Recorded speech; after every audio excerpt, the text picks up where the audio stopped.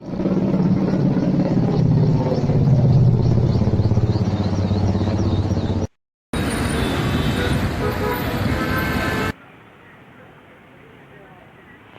Guys, ඉතින් දැන් අපි ඉන්නේ ත්‍රිකුණාමලේ රේල්වේ ස්ටේෂන් එකේ. ඉතින් අද අපි ට්‍රැවල් කරන්න බලාපොරොත්තු වෙන්නේ කොළඹ දිස්ත්‍රික්කයේ තියෙන ලස්සන ප්ලේසස් කීපයක්. ඉතින් ට්‍රින්කෝ ඉඳන් අපිට යන්න පුළුවන් කොළඹ වලට නයිට් ට්‍රේන් එකේ රෑ 4 තියෙනවා මෙහෙන් ත්‍රිකුණාමලෙන්. ඉතින් ඔය ත්‍රිකුණාමලේ ඉඳන් කොළඹ වල ට්‍රැවල් කරන්න බලාපොරොත්තු වෙනවා නම් ත්‍රිකුණාමලේ ඇවිල්ලා නයිට් ට්‍රේන් එක තියෙනවා රෑ 7ට හැමදාම. ඉතින් මේ ට්‍රේන් එකේ යන්න පුළුවන්. ඉතින් මේකේ හැම පන්තියකට අදාළ ටිකට් ප්‍රයිස් වගේ හැම දෙයක්ම මම පල්ලා ඩිස්ක්‍රිප්ෂන් එකේ දාන්න. ඒ වගේ මේ වගේ ටිකට් බුකින් තියෙනවද හැම දෙයක්ම විස්තර මම පල්ලා ඩිස්ක්‍රිප්ෂන් එකේ දාන්න. ඉතින් අද අපි බලමු මොන වගේ තැන් කිහිපයක ඇත්තරම අද නෙවෙයි අපි ඇත්තරම යන්න වෙන්නේ හෙට. මොකද හෙට තමයි කොළඹට යන්න වෙන්නේ. ඉතින් මොන වගේ ගොඩක් තැන් වල යන්න බලාපොරොත්තු වෙනවා. ඉතින් අපි බලමු කොයි වගේ තැන් වල ඇත්තරම යන්න පුළුවන් වේද කියලා. වීඩියෝ අවසන් වෙනකන් ඉන්න කොයි වගේ ඇත්තරම ලස්සන තැන් වල අපිට යන්න පුළුවන් වේද කියලා බලන්න. හරි, දැන් මං ඉතින් ඉන්නේ ත්‍රිකුණාමලේ රේල්වේ ස්ටේෂන් එක ඇතුලේ. ඉතින් අපි මුලින්ම කරන්න ඕනේ මේකේ ටිකට් එක ගන්න එක. ඉතින් මං කලින් ටිකට් බුකින් දාලා නෙවෙයි ආවේ. මං අද යන්න බලාපොරොත්තු වෙන්නේ 3 වෙනි පන්තියේ. ඒ නිසා අපි 3 වෙනි පන්තියට අදාළ ටිකට් පතක් මිලදී ගමු. හරි. රුපියල් 460යි මට උනේ 3 වෙනි පන්තියේ ටිකට් පතකට ත්‍රිකුණාමලේ ඉඳන් කොළඹ වලට. ඒ වගේ මං කලින් කිව්වාගේ අනිකුත් පන්ති වලට අදාළ ටිකට් ප්‍රයිස් කොහමද? මේ වගේ වා ටිකට් බුක් කරනවා නම් ඒවට අදාළ ටිකට් ප්‍රයිස් කොහමද? ඉතින් මං දැන් යන්නේ නයිට් ට්‍රේන් එකේනේ. මීට අමතරව වාට ට්‍රින්කෝ ඉඳන් කොළඹ වලට යන්න පුළුවන් ට්‍රේන් තියෙන ටයිම් ටේබල් එක කොහමද වගේ හැම දෙයක්ම පළයා ඩිස්ක්‍රිප්ෂන් එකේ දාලා තිනවා. ඔයාලට පුළුවන් ඒවා පාවිච්චි කරලා වගේ ගමන ප්ලෑන් කරගන්න. දැනටම ට්‍රේන් එක ඇවිල්ලා තින්නේ. අපි ට්‍රේන් එක ඇතුළට නැගලා බලමු 3 වෙනි පන්තියේ පෙට්ටියකට. ඉතින් අපි 3 වෙනි පන්ති යන මගියෙක් විදිහට අපිට මොන වගේ දේවල්ද ඇත්තටම හම්බෙන්නේ කියලා. මේ තියෙන්නේ 3 වෙනි පන්තියේ කෝච් පෙට්ටිය එක. මේකේ සීට් මේ වගේ සීට් තමයි තියෙන්නේ. ඒ වගේ වුඩින් ෆෑන්ස් සයි කරලා තියෙන හැමතැනම හැම සීට් එකකටම අදාළව ඊළඟට පිරිසිදු වොෂ්රූම්ස් තියෙනවා. ඊළඟට මේ විදිහේ කැන්ටින් එකක් තියෙනවා. ඔයාට කෑම වර්ග ගන්න පුළුවන්. Hello friends, good morning. ඉතින් දැන් අපි ඉන්නේ කොළඹ කොටුව දුම්රිය ස්ථානයේ. දුම්රිය ස්ථානයේ එහා පැත්තේ. මොකද ඒ හරිය ලයිට් එකක් හරියට නැති හින්දා මේ හරියට ආවා. ඉතින් දැන් අපි පළවෙනි ප්ලේස් එක විදිහට තෝරගත්තේ යන්න ගංගාරාමෙට. ඉතින් ට්‍රින්කෝ කෝච්චියෙන් බහිනකොට ඇත්තම 4:00 වගේ වුණා. දැන් 4:45 පාට විතර ඇති. පළවෙනි ප්ලේස් එක විදිහට තෝරගත්තේ ගංගාරාමේ. ඉතින් අපි යන්න ඕනේ දැන් ගංගාරාමෙට. පොඩ්ඩක් අපි බ්‍රෙක්ෆාස්ට් එක අරගෙන ඉවරලා ගංගාරාමෙන් දැන් එතකොට තව ටිකක් පරක් වෙනවා. මොකද පොඩ්ඩක් එළිය වටනාන් පස්සේ ගියාන් පස්සේ පොඩ්ඩක් හොඳයි කියලා මම හිතුණා.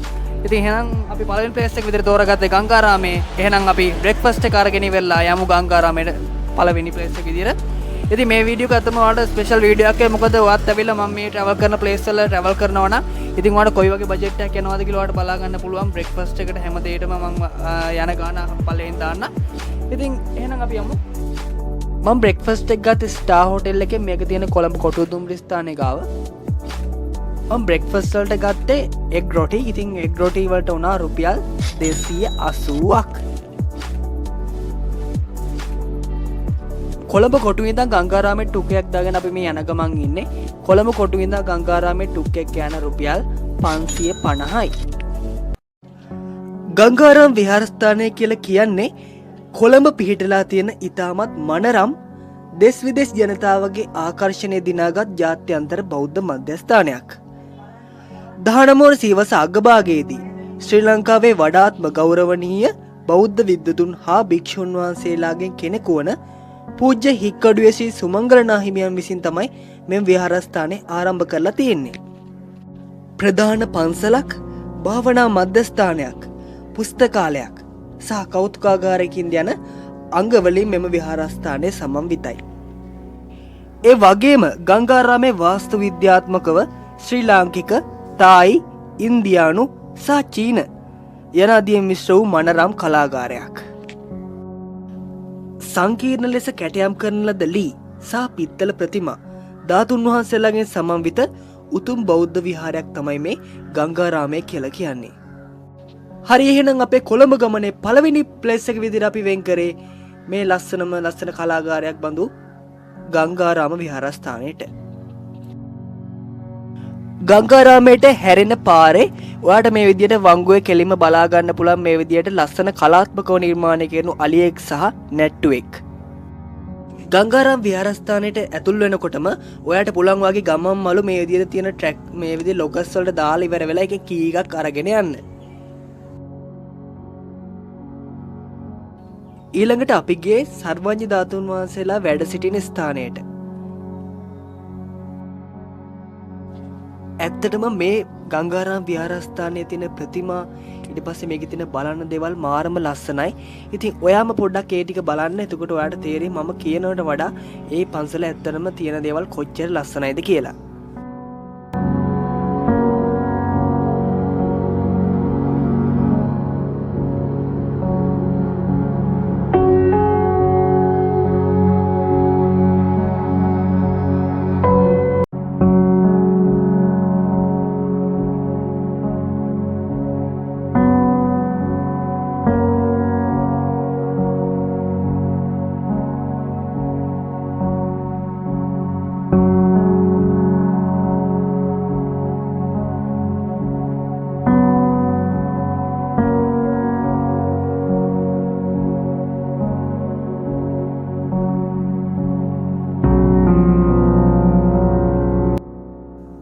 ඊළඟට අපි ගියේ චෛත්‍ය රාජානන් වහන්සේ වන්දනා කරන්න. ඉතින් ඔයාලට පේන්නේ ගංගාරාම විහාරස්ථානයේ තියෙන චෛත්‍ය රාජානන් වහන්සේ.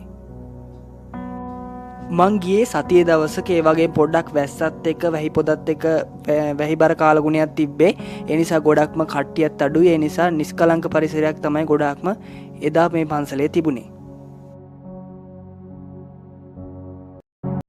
ඊළඟට අපි ගියේ බෝධීන් වහන්සේ ළඟට. ගංගාරාමේ වැඩ සිටින බෝධීන් වහන්සේ සුවිශේෂී වෙන්න හේතු ගණනාවක් තියෙනවා.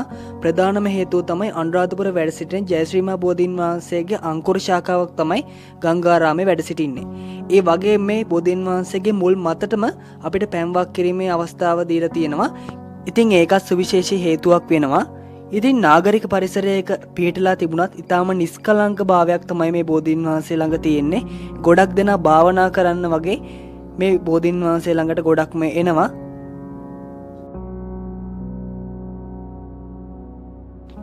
ඔයත් ගංගාරාම විහාරස්ථානයට කලින් ඇවිල්ලා තියෙනවා නම් ඔයාට මේ විහාරස්ථානය ගැන දැනෙන දේ අනිත් අයටත් බලන්න පහලින් කමෙන්ට් කරන් යන්න අමතක කරන්න එපා.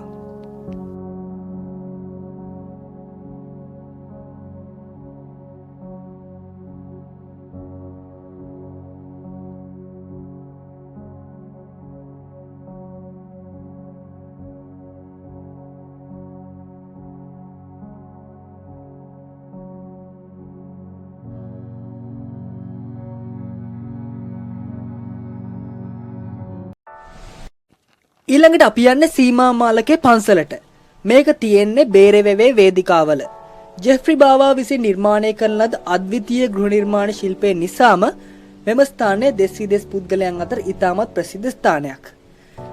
මෙහි සංසුන් පසුබිම, පාවෙන වේදිකා සහ අලංකාර බුද්ධ ප්‍රතිමා නිසාම මෙම විහාරස්ථානයට ඉතාමත් වටිනාකමක් එක් වී තිබෙනවා.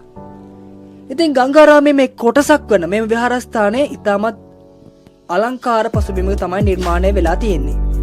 ඉතින් ගංගාරාමයට ගියොත් එහෙම නැත්නම් කොළඹ සංචාරයකට ඔයත් ගියොත් අනිවාර්යයෙන් මේ සීමා මාලකේ පන්සලට යන්නත් අමතක කරන්න එපා.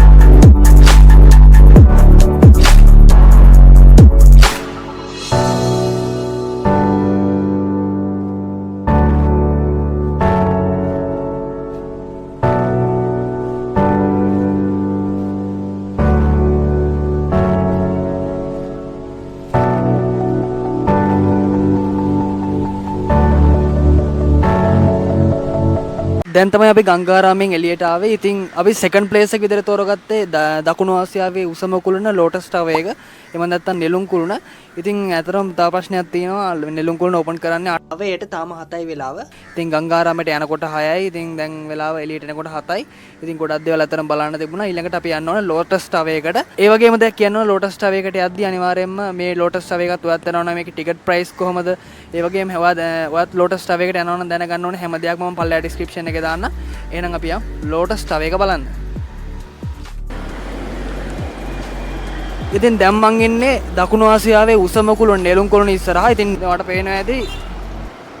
දැන් අපි ඉන්නේ නෙළුම් කුළුණ ඉස්සරහා. ඉතින් අපි ඒ එක්ස්පීරියන්ස් එක බලමු නෙළුම් කුළුණ උඩට ගිහිල්ලා කොයි වගේද නෙළුම් කුළුණ උඩට පේන්නේ, කොයි වගේ එක්ස්පීරියන්ස් එකක්ද දෙන්නේ කියලා අපි උඩට ගිහිල්ලා බලමු.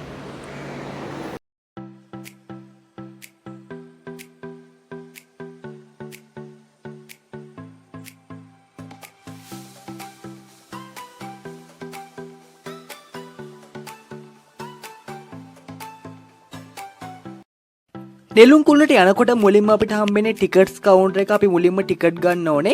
ඉතින් නෙළුම් කුළුණ උඩ නැරඹුම් මැදිරියට යන්න නම් අපිට රුපියල් 500ක ටිකට් එකක් ගන්න වෙනවා. ඊළඟට මේකේ තියෙනවා පික්සල් බ්ලූමින් ඒරියා කියලා තව එකක් තියෙනවා. මේකට යන්න නම් ඔයාලට රුපියල් 350ක ටිකට් එකක් ගන්න වෙනවා. අද මගේ ෆුල් ටිකට් එක රුපියල් 850යි දෙකටම. එතකොට ඔයා හිතන්නවා පික්සල් බ්ලූමින් ඒරියා එකට විතරක් යනවා නම් රුපියල් 500ක ටිකට් එකක් ගන්න වෙනවා. ඒ දෙකම ගන්න ඕන නම් තමයි ඔයාට රුපියල් 850ක ටිකට් එකක් වැටෙන්නේ. ඒ වගේමයි නෙළුම් කුළුණේ තියෙන මේ පික්සල් බ්ලූමින් ඒරියා කියන එකට ඔයත් යනවද නැද්ද කියලා මේ වීඩියෝ එක අවසන් වෙනකම් බැලුවොත් ඔයාට තීරණය කරන්න පුළුවන්.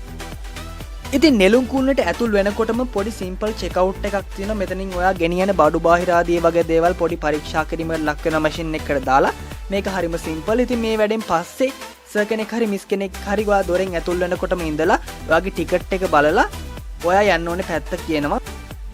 එක්කෝ අපිට නෙළුම් කුළුණේ උඩම තට්ටුවට, ඒ කියන්නේ 29 වෙනි මහලට යන්න පුළුවන් කෙලින්ම. එහෙම නැත්නම් අපිට මුලින්ම පික්සල් බ්ලූමින් ඒරියා එකට යන්න පුළුවන්. මම මුලින්ම තෝරගත්තේ නෙළුම් කුළුණේ උඩම තට්ටුවට. ඒ කියන්නේ 29 වෙනි මහලට ගිහිල්ලා සම්පූර්ණ කොළඹ මානසික 360 view එකකට බලන්න. හරි, දැන් අපි ඉන්නේ විදුලි සෝපානයේ ඇතුලේ. ඉතින් මේ විදුලි සෝපානයේ ඇතුලේ අපි බලමු දැන් ඔය යන්නේ 29 වෙනි මහලට යන ගමන් ඉන්නේ. ඉතාම වේගයෙන් තප්පර කීපයක් ඇතුළත ඔයාලට උඩට යන්න පුළුවන් නිසා උඩට පොඩ්ඩක් යනකොට ඔයාලට කන් දෙක බ්ලොක් වෙනවා වගේ පොඩ්ඩක් ගතියක් එනවා. හැබැයි ඒක පොඩ්ඩක් උඩට යනකොට හරි යනවා. ඉතින් ඉතාම වේගයෙන් යනවා. ඒ කියන්නේ තප්පර ගාණක් ඇතුළත තට්ටු 29ටම යනවා. ඉතින් ඒ නිසා තමයි කන් දෙක පොඩ්ඩක් බ්ලොක් වෙන ගතියක් එන්නේ. උඩට ගියාන් පස්සේ ඒක සාමාන්‍ය විදියට හරි යනවා.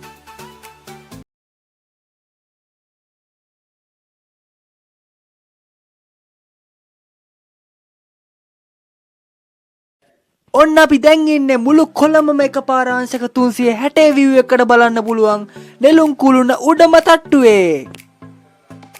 ඉතින් මේ ඔයාට පේන්නේ දකුණු ආසියාවේ උසම කුළුණට මුළු කොළඹම පේන විදිය. වරාය නගරය, වරාය, මරදාන රේල්වේ ස්ටේෂන් එක, මේ වගේ හැම දෙයක්ම මුළු කොළඹම බලන්න පුළුවන් ඔයාට නෙළුම් කුළුණ උඩට ගියොත්. ඉතින් මේ නෙළුම් කුළුණ ගැන කතා කරද්දී අනිවාර්යයෙන්ම කියන්න ඕන දෙයක් තියෙනවා. මේකෙදි මට හම්බෙච්ච සුහදශීලීම කාර්ය මණ්ඩලයක් ඉන්න තැනක් තමයි මේ නෙළුම් කුළුණ කියලා කියන්නේ. නෙළුම් කුළුණට ඇතුළත් වෙන තැන ඉඳන්ම ඉතින් නෙළුම් කුළුණ හැම තැනකදීම කාර්ය මණ්ඩලය ඉතාම සුහදශීලී කාර්ය මණ්ඩලයක් ඉන්නේ. ඒ වගේම ඔයාට පුළුවන් කැමති තරම් ෆොටෝස් ගහන්න, කැමති වෙලාවක් නෙළුම් කුළුණ උඩ මේ විදිහට ලස්සනට කොළඹ නගරයෙන් බලන් ඉන්න පුළුවන්. ඉතින් ඔයා රෑ වගේ රෑ ටයිම් එකට වගේ යනවා නම් මේක ගොඩාක් ලස්සනයි, තවත් ලස්සනයි. ඉතින් වීකෙන්ඩ්ස් වල නම් රෑ 10 වෙනකම් මේක ඇරලා තියෙනවා. ඒ වගේම සති දවසක නම් රෑ 9 වෙනකම් මේක ඇරලා තියෙනවා. හරි, එහෙනම් පොඩ්ඩක් වෙලා බලන්නකෝ මේකේ ලස්සන.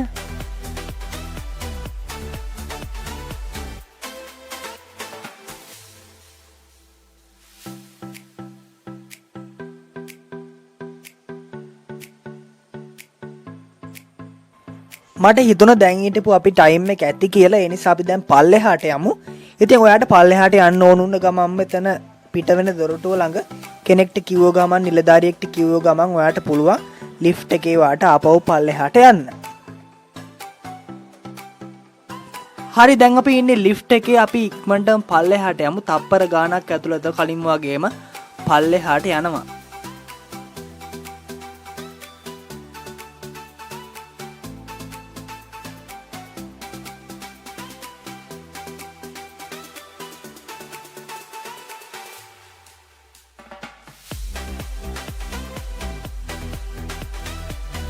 අපි දැන් යන්නේ පික්සල් බ්ලූමින් ඒරියා එක බලන්න.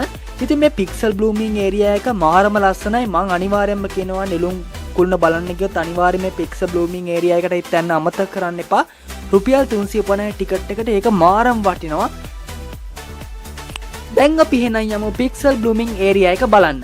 අපි පික්සල් බ්ලූමින් ඒරියා එකට ඇතුල් වුණ ගමම අපිට පේන්නනවා ෆිල්ම් කොටස් වගේ දෙකක් පේන්නනවා. ඔයාලට මේක ඉඳගෙන බලන්න පුළුවන්. ඉතින් ගොඩක් ලස්සන දෙයක් ඒක ඇත්තටම කොළඹ බිහි වෙච්ච හැටි මේ විදිහේ ගොඩක් දේවල් මේකේ බලන්න පුළුවන්.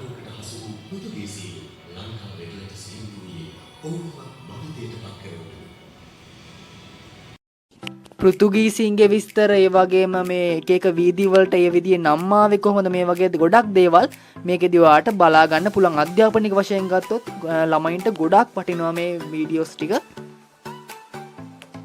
ඊට පස්සේ ලස්සන සෙක්ෂන් කිහිපයක් තියෙනවා. මේකේදී ඔයාලට ලස්සනට ෆොටෝස් ගහන්න පුළුවන් ඇති තරම් මේ විදිහේ ගොඩක් දේවල් තියෙනවා. පික්සල් වලින් හැදිච්ච වෙනමම ලෝකයක් තමයි මේ පික්සල් බ්ලූමින් ඒරියා එක කියලා කියන්නේ. ඉතින් ඇත්තටම අනිවාර්යයෙන්ම ළමයින්ට විනෝද වෙන්න ඒ වගේම මේකේ තියෙන පුදුම ලස්සන දේවල් වලට බලන්න තියෙනවා. අනිවාර්යයෙන්ම ඔයා එන්න ඕන තැනක් තමයි පික්සල් බ්ලූමින් ඒරියා එක කියලා කියන්නේ. ඉතින් ඔයාලට පේනවා මම පොඩ්ඩක් විස්තර කරන්නම් ඒකේ තැන් වලදී. මේ තියෙන්නේ අපි බලන්න ගියපු එක සෙක්ෂන් එකක් පික්සල් බ්ලූමින් ඒරියා එකේ තියෙන එකත් ගොඩාක් ලස්සනයි.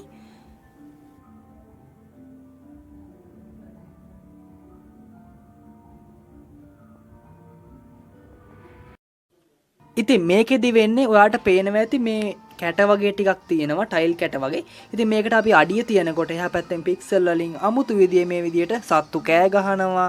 ඉතින් ඔය අඩියක් තියනකොට එහා පැත්තෙන් අලියෙක් කෑ ගහනවා. එහා පැත්තේ යනකොට මකරෙක් කෑ ගහනවා. මේ විදිහේ ලස්සන දේවල් ගොඩාක් අතර මේකේ බලන්න තියෙනවා. ඉතින් ඇත්තටම අපි මේ සෙක්ෂන් එකක් ඉවර වෙලා පික්සල් බ්ලූමින් ඒරියා එකේ තව සෙක්ෂන් එකකට යනකොට ඔයාව ගයිඩ් කරන්න තව මිස් කෙනෙක් හරි සර් කෙනෙක් හරි අනිවාර්යෙන් වෙනවා. ඒක ඔයාට ගොඩක් වටිනවා. ඇත්තටම මේක දින සැබෑ රසවින්දනේ මට ඇත්තටම වීඩියෝ එකකට ගන්න තරම් අමාරුයි. හැබැයි ඔයත් අනිවාර්යයෙන්ම පික්සල් බ්ලූමින් ඒරියා එකට අනිවාර්යයෙන්ම යන්න නෙළුම් කුල්නට ගියොත් ඔයත් පික්සල් බ්ලූමින් ඒරියා එකට ගිහිල්ලා තියෙනවා. ඔයාගේ අත්දැකීමත් අනිත් අයට බලන්න පහලින් කමෙන්ට් කරන්න යන්න අමතක කරන්න එපා. දැන් තමයි පික්සල් බ්ලූමින් ඒරියා එකේ එළියට ආවේ. ඉතින් මේකේ තියෙනවා සාප්පු සංකීර්ණ එක දේවල් ඔයාලට ගන්න දේවල්, shopping කරන්න වගේ දේවල් තියෙනවා. ඉතින් ඔයාලට පුළුවන් ඒ දේවල් අත්දැක බලන්න. ඉතින් ගියොත් එහෙම නෙළුම් කුල්නට. ඒ වගේම තමයි මේකේ තියෙනවා කැරකෙන අවන්හලක් තියෙනවා. ඉතින් කැරකෙන අවන්හලට මං අදනම් යන්නේ නැහැ. හැබැයි මං දවසක අනිවාර්යයෙන්ම ඔයාලත් එක්ක ඒ කැරකෙන අවන්හලේ අත්දැකීමත් අනිවාර්යයෙන්ම අරගෙන එන්න අමතක කරන්නේ නැහැ. ඉතින් දැන් තමයි අපි නෙළුම් කුල්නේ එළියට ආවේ. ඉතින් නෙළුම් කුල්නේ එළිය පරිසරයත් මේ විදිහේ ලස්සන පාක් එකක් විදියට ලස්සනට හදලා තියෙන්නේ. ඉතින් ඔයාටත් පුළුවන් මේ දේවල් එක්ස්පීරියන්ස් කරලා බලන්න නෙළුම් කුල්න පැත්තේ આવොත්.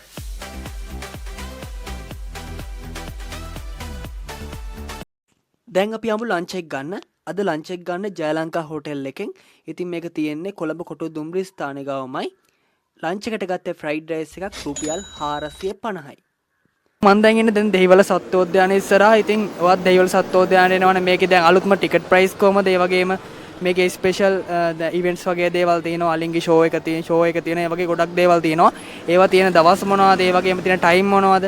වගේ හැම දෙයක්ම මම මේ වීඩියෝ එකෙන් කතා කරනවා. අනිවාර්යයෙන්ම සත්වෝද්‍යානයට එන්න බලාපොරොත්තු වෙනවා නම් අනිවාර්යයෙන්ම මේ වීඩියෝ එකට ගොඩක් වැදගත් වෙයි. එහෙනම් අපි සත්වෝද්‍යානයේ ඇතුළට ගිහිල්ලා ඊටු දේවල් කතා කරමු. දැන් අපි බලමු ඔයා සත්වෝද්‍යානයට පාරේ බස් එක එනවනම් කොහොමද එන්න ඕනි කියලා. ඔය කොළඹ කොටුවට ඇවිල්ලා දෙහිවලට යන්න පුළුවන් බස් එක නගින්න බොහෝ විට පානදුර මොරටුව ඒ වගේ බස් එක නැගගොත් ඔයාට යන්න පුළුවන්. ඊළඟට දෙහිවලින් බැහැලා ඔයා නගින්න ඕනේ 176 කියන බස් එකේ. ඉතින් එතකොට ඔයාට පුළුවන් සත්වෝද්‍යානයේ ඉස්සරහින්ම බැහැ ගන්න. ඒ වගේම තමයි කොළඹ කොටුවේ ඉඳන් දෙහිවලට මට බස් ටිකට් එක රුපියල් 70යි. ඒ වගේම දෙහිවලින් ඉඳන් 176 බස් එකේ දෙහිවල සත්වෝද්‍යානයේ ගාවට රුපියල් 30යි. ටෝටල් එක රුපියල් 100ක් තමයි මට බස් ටිකට් එක ගියේ. හරි ඉතින් දැන් අපි ඉන්නේ දෙහිවල සත්වෝද්‍යානයේ. ඉතින් අපිට මුලින්ම හම්බෙන්නේ ටිකට් කවුන්ටර් එක. අපි මුලින්ම ගඩ් ගන්න ඕනේ. ඉතින් දැන් ටිකට් අලුත් වෙලා තියෙන ටිකට් ප්‍රයිස් කලින් තිබ්බ ප්‍රයිස් නෙවෙයි තියෙන්නේ. දේශීය වැඩිහිටි ටිකට් එකක් වෙනවා 295ක්. මට මේ ටිකට් එකට වුණා 295ක්. ඉතින් අනිත් ටිකට් ප්‍රයිස් ඔක්කොම මම පළලා ඩිස්ක්‍රිප්ෂන් එකේ දාන්නම්. හරි. ඉතින් අපි මුලින්ම ඇතුළට යනකොට අපිට පළවෙනියටම හම්බෙන ඒරියා එක තමයි ඇක්වාරියම් ඒරියා එක. ඒ කියන්නේ මීන් මැදුර තමයි අපි මුලින්ම බලන්න යන තියෙන්නේ.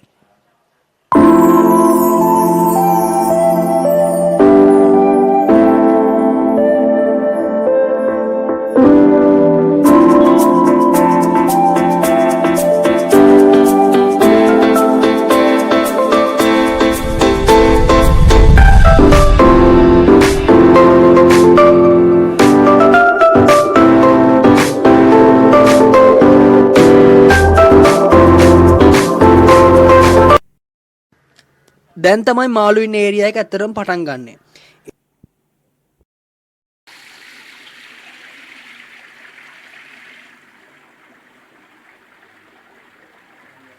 ඉතින් ඇත්තටම ඔයාට ලංකාවේදී සාමාන්‍යයෙන් දකින්න හම්බෙන්නේ නැති ගොඩාක් මාළු වර්ග මෙතන ඉන්නවා. ඉතින් අප්‍රිකාවේ ඒ වගේම ඇමසන් වල ඉන්න මාළු වර්ග ඒ වගේම ගොඩාක් මාළු වර්ග ඉතින් මේකේ ඉන්නවා. ඉතින් ඇත්තටම නගරබදේ තියෙන මේ විදිහේ මේ සත්වෝද්‍යානයක් විදිහට ඇත්තටම මේ වගේ දෙයක් බලන්න තියෙන එක ඇත්තටම මාරම වටිනවා.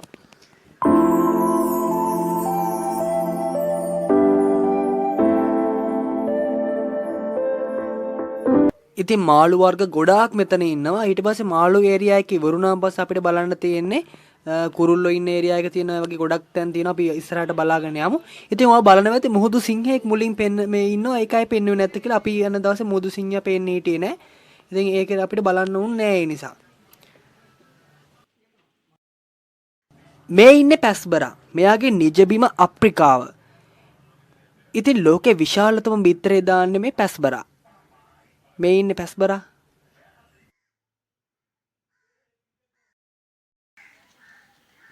ඊළඟට අපි යන්නේ බර්ඩ් ලයින් සෙක්ෂන් එකට. ඉතින් අපි බර්ඩ්ලා බලාගෙන යන ගොඩාක් රටවල් වල බර්ඩ්ස්ලා මේකේ ඉන්නවා. ලංකාවේ විතරක් නෙවෙයි. ඉතින් ඔයාලට ලේසියෙන් දකින්න හම්බෙන්නේ නැති ගොඩාක් බර්ඩ්ස්ලා මේකේ ඉන්නවා. ඉතින් අපි බර්ඩ්ස්ලා ටිකත් ඔහොම බලාගෙන යන්. ඒ වගේම සුවිශේෂී කරුණු ටිකක් තියෙනවට මට කියන්න පොඩ්ඩක් ඔයා මේ ටික බලලේ වුණාන් පස්සේ මම ඒ දේ කියන්නම්.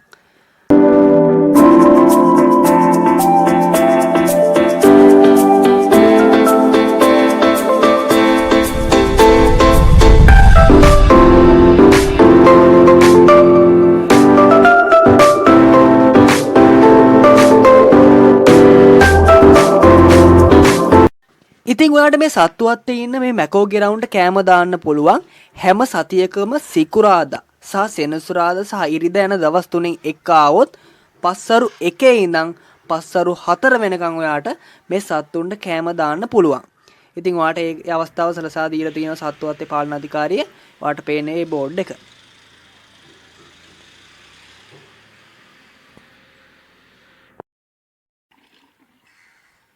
ඉතින් ඊළඟට හිපොපොටේමස් ඉන්නවා, ඊළඟට ගොඩක් සත්තු වර්ග ඉන්නවා, ඊළඟට බෙන්ගාලි කොටියා ඉන්නවා, මේ විදිහ ගොඩක් සත්තු ඉන්නවා.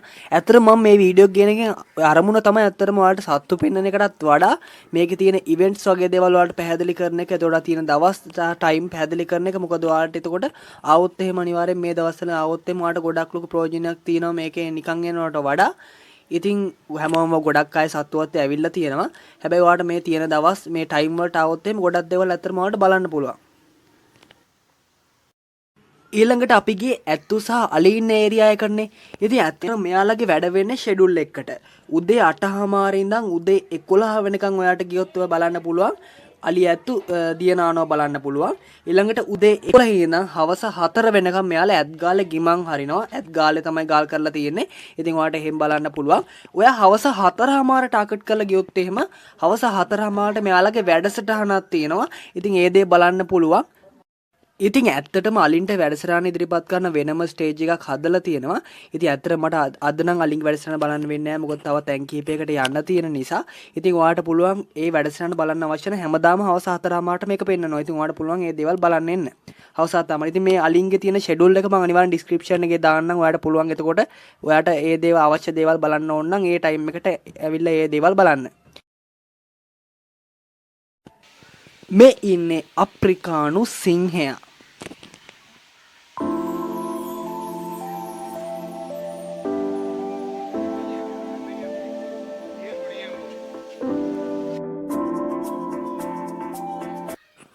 ඊළඟට අපි යන්නේ සර්පයෝ ඉන්න ඒරියා එකට. ඉතින් ගොඩක් සත්තුවාට මේකේ බලන්න පුළුවන් සර්පයෝ ඒ වගේම කිඹුලු වගේ දේවල් වලට බලන්න පුළුවන්.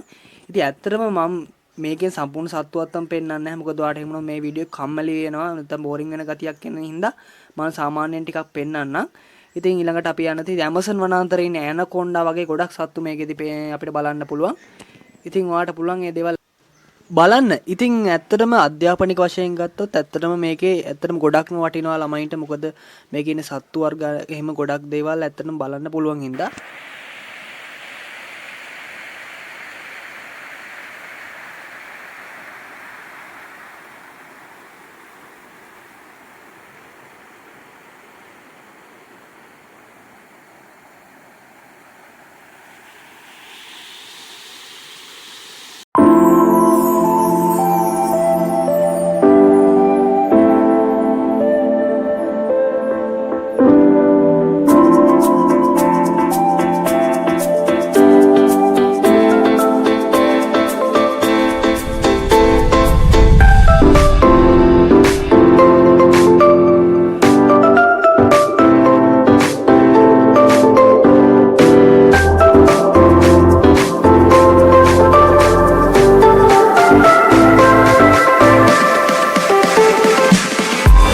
හරි ඉතින් අපි හතරවෙනි ප්ලේස් එක විතර අපි තෝරගත්තේ ගෝල් ෆේස් එක. ඉතින් ගෝල් ෆේස් එක කියලා කියන්නේ කොළඹ දිස්ත්‍රික්කයේ ගොඩක් ලස්සනට තියෙන තැනක්. ඉතින් ඔයා උදේ වරුවක හරි මන් නැත්නම් හවස් වරුවක හරි ආවොත් මේකේ තියෙන ඇත්තම ලස්සනම විදිහට ෆොටෝස් ගන්න පුළුවන්. ඉතින් ඔයාලට පේන අර පල්ලෙහා ගොඩනැගිලි ටික අල්ලලා ඔයාලට ලස්සන ෆොටෝස් ගන්න පුළුවන්. ඒ වගේම ලස්සන සන්ෂයින් එකකුත් එක්ක හවස් වරුවක වගේ ආවොත් එහෙම ලස්සන ෆොටෝස් ගන්න පුළුවන්. කට්ටිය සරුංගල් ලැබෙන මාරම ලස්සන view එකක් තියෙන්නේ. ඉතින් ඔයත් අනිවාර්යයෙන්ම ගෝල් ෆේස් આવොත් එimhe අනිවාර්යයෙන්ම උදේ වරුවක හරි හවස් වරුවක හරි එන්න ඕනේ. නැත්නම් දවල් වරුවක වගේ આવොත් මේ එක්ස්පීරියන්ස් එක ගන්න බෑ. අවසරත් එක්ක ඔයා හවස් වරුවක වගේ આવොත් එහෙම මේ එක්ස්පීරියන්ස් එක ලස්සනටම ගන්න පුළුවන්. ඒ වගේම ස්ට්‍රීට් ෆුඩ් කියන එක මෙහි ගෝල් ෆේස් එකේ හොඳටම ගන්න පුළුවන් තැනක්. ඉතින් අපි රෑ ටයිම් එකට බලමු ස්ට්‍රීට් ෆුඩ් කොහමද ස්ට්‍රීට් ෆුඩ් අත්දැකීමත් අපි අනිවාර්යයෙන්ම එකතු කරගමු රෑ වෙන්න කොයි වගේද ගෝල් ෆේස් එක තියෙන්නේ කියලා. ඉතින් ගෝල් ෆේස් එකේ තියෙන ලස්සනත් එක්ක මම ගියේ හවස් වරුවක. ඉතින් ගොඩක් කපල්ස් එනවා, ඒ වගේම ගොඩක් ට්‍රිප් යන කට්ටිය එනවා, ඒ වගේම සරුංගල් යවන්න එනවා ගොඩක් අය. ඒ විදිහ ගොඩක් කට්ටිය ඇත්තටම එනවා මෙහාට ගෝල් ෆේස් එකට. ඉතින් ඇත්තටම පල්ලෙහා තියෙන ඔය ගොඩනැගිලි ටිකත් එක්ක රෑ වෙනකොට මාරම ලස්සනයි. ඉතින් කට්ටිය ෆොටෝස් ගන්න එනවා, ඒ විදිහ ගොඩක් අය එනවා. ඉතින් ඇත්තටම මෙතෙන්ට. ඉතින් ඇත්තට ගෝල් ෆේස් එක නම් කියන්න ඕනේ සතියේ දවස්වල වීකෙන්ඩ්ස් වල ඒක වෙනසක් නෑ. මොකද හැම මේකේ නම් අවසර උදේට සහ සෙනග. ඉතින් දවල් වරුට නම් අතරම සෙනග අඩුයි. අර ටයිම් දෙකේ අතරම සෙනග ටිකක් ඉන්නවා හැමදාම වගේ. ඉතින් මාරම ලස්සන අත්දැකීමක් ගන්න පුළුවන් ඔයාලට ගෝල් ෆේස් එකට ආවොත්. දැන් අතරම රෑ 7:00ට විතර ඇති. ඉතින් ඔයාලට පේනවා ඇති කොයි වගේ view එකක්ද තියෙන්නේ කියලා. ඉතින් දැන් අපි යමු ගෝල් ෆේස් එක පැත්තේ තියෙන ස්ට්‍රීට් ෆුඩ් කොහොමද ස්ට්‍රීට් ෆුඩ් ටිකක් අපි කාලා එහෙම ඉතින් වටයක් දාලා එන්නේ. ඉතින් ස්ට්‍රීට් ෆුඩ් ගත්තොත් එහෙම විවිධ අච්චාරු වර්ග තියෙනවා. ඉතින් ඊට පස්සේ තියෙනවා ඉස්සෝ වඩේ තියෙනවා. ඉතින් ඉස්සෝ වඩේ තියෙන විවිධ ප්‍රයිස් වලට මම මේ ගෝල් ෆේස් එකේ දැකපු දෙයක් තමයි මේ ඉස්සෝ වඩේ එහෙම මාර විදිහට හැමතැනම වගේ තියෙන පුදුම රසක් තියෙන ඉස්සෝ වඩේ එක ග්‍රේවි එකක් දාලා දෙනවා මාර රසයි. ඊට පස්සේ වඩේ වර්ග තියෙනවා. ඊට පස්සේ ගොඩාක් දේවල් ඇත්තරම තියෙනවා ස්ට්‍රීට් ෆුඩ්.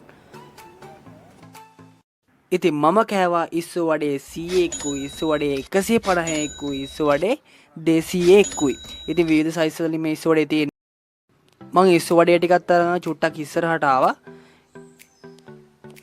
ඇත්තටම ඉස්සෝ වඩේ එක නම් මාරම රසයි. ඉතින් ඒක කියන්න වචන නැහැ. මට හම්බෙච්ච රසම වඩේ තියෙන තැන තමයි මේ ගෝල් ෆේස් එක කියලා කියන්නේ. ඉතින් ඔයත් આવොත් අනිවාර්යයෙන්ම ස්ට්‍රීට් ෆුඩ් අත්දැකීම ගන්න අමතක කරන්න එපා. ගෝල් ෆේස් එකට આવොත් අනිවාර්යයෙන්ම. හරි ඉතින් ඉස්සෝ වඩේ අපි කන ගමම අපි කොළඹ කොටුවට ආපහු යමු. මොකද රෑ 9:00ට තමයි නයිට් ට්‍රේන් එක තියෙන්නේ. ඉතින් ඒකේ තමයි අපිට ගෙදර යන්න වෙන්නේ ටින්කෝ වලට. හරි. ඉතින් මේ වීඩියෝ එක බලන ඔයාගේ අදහස් අනිවාර්යයෙන්ම පහලින් කමෙන්ට් කරන්න. අනිවාර්යයෙන්ම channel එක subscribe කරන්න නැති කෙනෙක් නම් subscribe කරන්න. ඉස්සරහ travel videos බලන්න. ඉතින් අපිට අතරම කොළඹ දිස්ත්‍රික්කයේ තවත් තැන් කිහිපයක් අතරම බලන්න තියෙනවා. අනිවාර්යයෙන්ම ඒ බලන්න තියෙන තැන්වල කොළඹ tour එකේ second video එක අනිවාර්යයෙන්ම ඉස්සරහදී බලාපොරොත්තු වෙන්න පුළුවන් ඔයාලට. ඉතින් මම අනිවාර්යයෙන්ම අරගෙන එනවා. ඉතින් තවත් දවසක අලුත් travel video එකකින් අපි හමු වෙනතුරු ඔයාලා හැමෝටම සුබ දවසක් වේවා.